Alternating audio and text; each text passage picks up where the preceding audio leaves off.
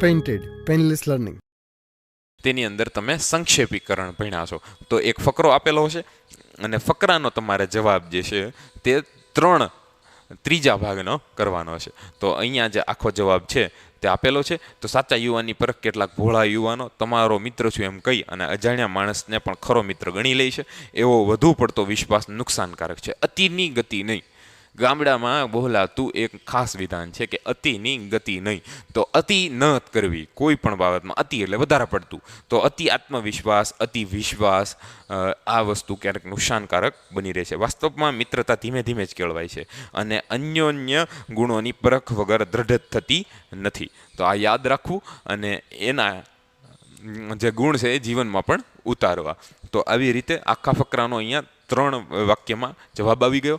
પછીનું ઘણા એવું કરીએ ને કે વાક્યો ગણે અને પછી એમાંથી ત્રીજા ભાગના વાક્યો લખી નાખે. પણ એવું નથી કરવાનું. તમારે આની અંદરથી વાંચવાનું છે. પહેલાં તો 2-3 વખત વાંચો. 2 વખત તો વાંચો જ. કુદરતમાં ફરતી વખતે માણસને કેવો આનંદ આવે છે એના ઉપરથી એનામાં સુખી થવાની ક્ષમતા કેટલી છે તે જાણી શકાય છે. માણસ મૂળભૂત રીતે પ્રાણી છે અને પ્રાણીનું સાચું સ્થાન કુદરત છે. પાંજરામાં રહેલું પક્ષી સલામત જરૂર હોય છે, પરંતુ તેના જેવા બીજા કુદરતમાં ઉડતા ગાતા પક્ષીઓ જેવું એ સુખી નથી હોતું.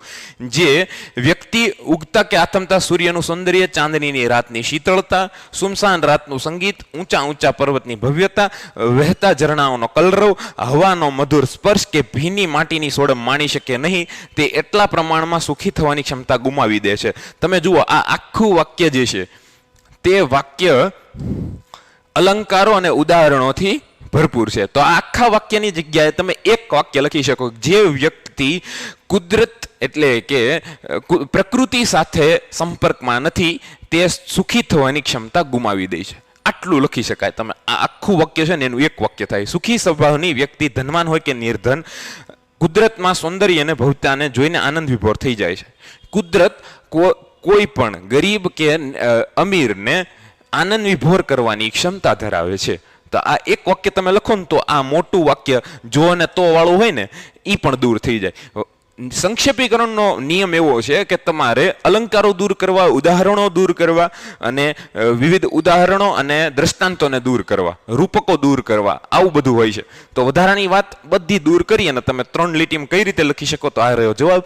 અન્ય પ્રાણીઓની જેમ માણસનું ખરું સ્થાન કુદરતમાં રહેલું છે. પૂરું. જે માણસ કુદરત તત્વનું સૌંદર્ય, શીતળતા, સંગીત અને ભીની માટીની સોડમ માણી નથી શકતો તે સુખી થવાની ક્ષમતા ગુમાવી દે છે. મેં કીધું તું ને પૂરું. કુદરતના સૌંદર્ય અને ભવ્યતાને માણી શકનાર વ્યક્તિ સાચા અર્થમાં સુખી ગણાય, પછી તે ગરીબ હોય કે નિર્ધન હોય. તો 3 વાક્યોમાં આવી રીતે પૂર્ણ થઈ ગયું. તો આ વાત થઈ સંક્ષેપીકરણની. આવી રીતે તમારે જવાબ લખવાનો છે. પેઇન્ટેડ એપ્લિકેશન હજી સુધી ડાઉનલોડ ના કરી હોય તો ડાઉનલોડ કરો. જ્યાં તમને મળે છે ધોરણ 6 થી લઈને 10 સુધીના દરેક વિષયના લાઈવ લેક્ચર્સ.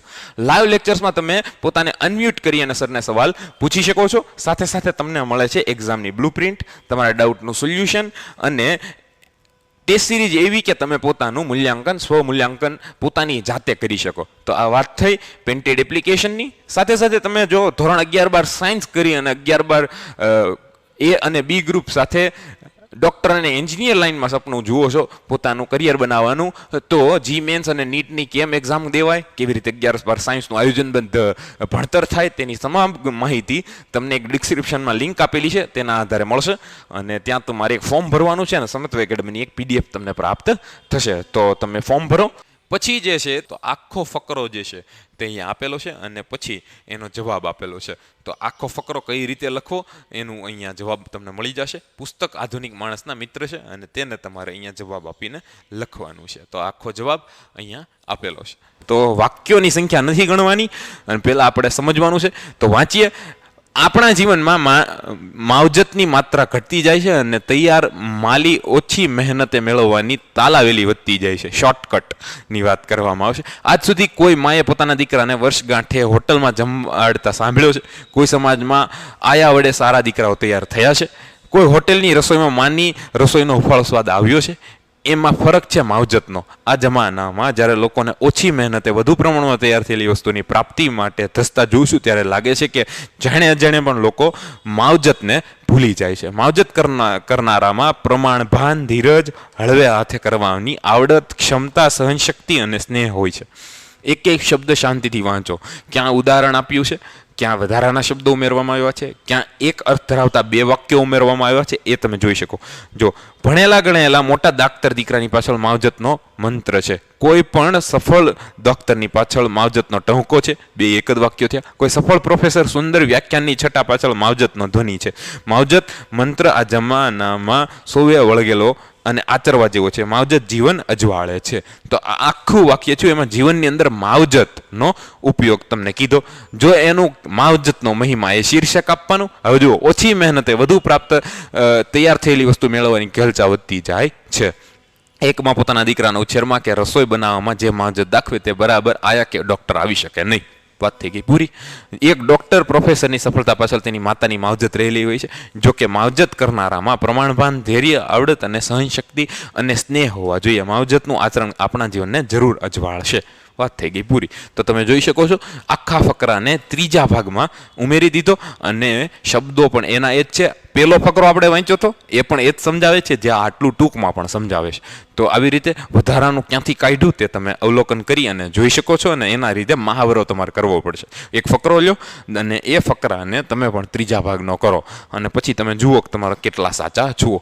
જોડણીની ભૂલો ઓછી થાય એનું ખાસ ધ્યાન રાખવું. અને નિબંધની પહેલા 55મા પ્રશ્નની અંદર તમને સંક્ષેપીકરણ પૂછવામાં આવે છે અને યોગ્ય શીર્ષક તમારે આપવાનું છે. તો અહીંયા શિસ્તના બે પ્રકાર છે, એક સ્વયં શિસ્ત અને એક ફરજિયાત શિસ્ત. તો ફરજિયાત હોય ને એની અંદર સોટી આવે, સમસમ, વિદ્યા આવે, ધમધમ, એ ન્યાય મુજબ કામ લેવામાં આવે. અને પછી જ્યારે સ્વયં શિસ્ત છે એની અંદર એને સોટી મારવાની જરૂર પડતી નથી, કારણ કે એનું કામ એ પહેલાં જ પૂર્ણ થઈ ગયું હોય છે. તો આખો ફકરો જે અહીંયા આપેલો છે તેને તમારે 2-3 વખત વાંચવાનો. એની અંદરથી જેટલું જરૂરી હોય ને એ યાદ રાખવાનું. બિનજરૂરી જે ઉદાહરણો હોય ને એ દૂર કરી દેવાના, અને એ ઉદાહરણો દૂર થાય ને પછી આટલું વધે. તો સાચા વિકાસનું કારણ સ્વયં શિસ્ત. તો સ્વયં શિસ્તનું મહત્વ આ પણ કહી શકાય. સ્વયં શિસ્ત કોને કહેવાય છે?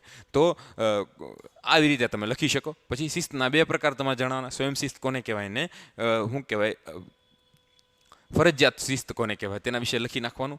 પછી તમારે લખવાનું કે કઈ રીતે વિકાસ થાય. તો સ્વયં શિસ્તના પ્રતાપે કોણ જીત્યું આગળ, તો અહીંયા જોઈ શકો છો તમે કેળવાયેલી. તો અમેરિકા અને ઇંગ્લેન્ડની જેમ આપણા દેશની અંદર પ્રગતિ થઈ શકે. શિસ્તના અભાવે અનેક સમસ્યાઓ સર્જાય છે. તો આ દર્શાવે છે કે સ્વયં શિસ્તનું ખૂબ મહત્વ છે.